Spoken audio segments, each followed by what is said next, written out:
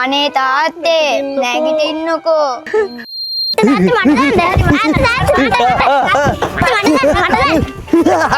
මිනිස්සෝ උදේ ඉඳන් රෑ වෙනකම් මේ පොඩි උන් එක සෙල්ලම් කර කර ඉන්නේ. ගිල කියා කරේ හම්බ කරන් එනවාකෝ.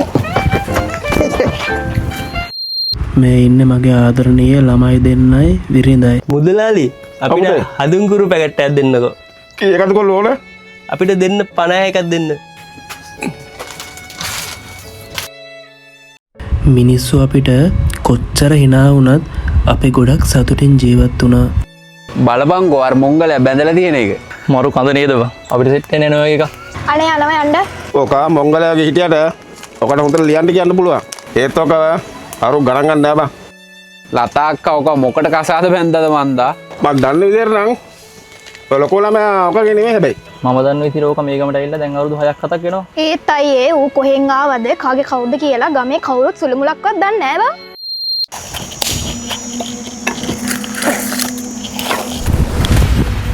බණ්ඩයි මොකෑව මොතන කරන්නේ?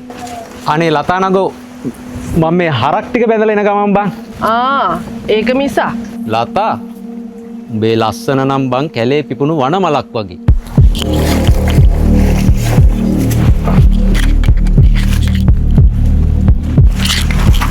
අනේ මට කරදර කරන්න නැතුව යන්න දෙන්න බණ්ඩයි.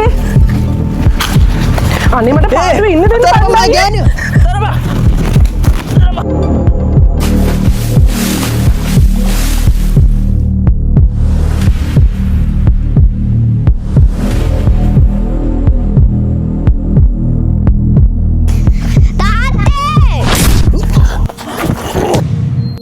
අනේ තාත්තේ නැගිටින්නකෝ.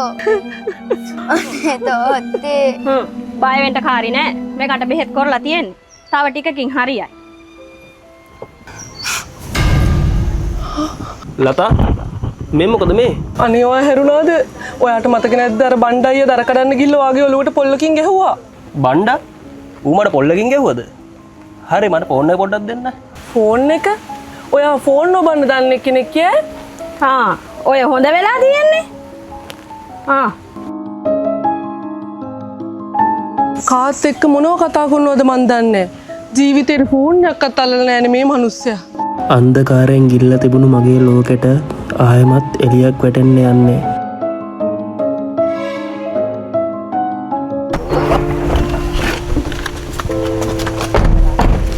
මගේ පුතේ අයියේ අම්මේ අයියේ නංගි අම්මේ මේ ඉන්නේ මගේ වයිෆ්. එතකොට මේ ඉන්නේ මගේ දරුවෝ දෙන්න. මොකක්? ඔයාට ඔයාගේ කියලා කවුරුවත්ම හිටියේ නෑනේ. ඔව් දුවේ අවුරුදු 8කට පස්සේ අදයි අපේ පුතාව හම්බුනේ. අවුරුදු 8ක් තිස්සේ මගේ පුතාව මම හොයපු නැති තැනක් නෑ. අපේ අයියා මෙහෙම හිටියට ડોක්ටර් කෙනෙක්. එයා අවුරුදු 8කට කලින් ඇක්සිඩන්ට් වුණා. මොකක්? දොස්තර කෙනෙක්? ඇක්සිඩන්ට් එකෙන් පස්සේ ඔළුව ඩැමේජ් වෙලා අයියා ටිකක් අසනීපෙන් හිටියේ. අනේ ඒවයින් වැඩක් නෑ දුවේ. මගේ දරුවා වෙනුවට දෙවියෝ දරුවෝ 4 දෙනෙක් මමට දීලා ඉන්නේ. ලතා පුතේ එන්න මගේ ළඟට. කාලය අපිට කොච්චර වැරදිලා පාර වැරදුනත් අපිට ඇත්තටම හිමිදේ අපෙන් වෙන් කරන්න කාටවත්ම බෑ. ආදරයට පුළුවන් ඕනෑම බිඳුණු ජීවිතයක් ආයමත් හදන්න.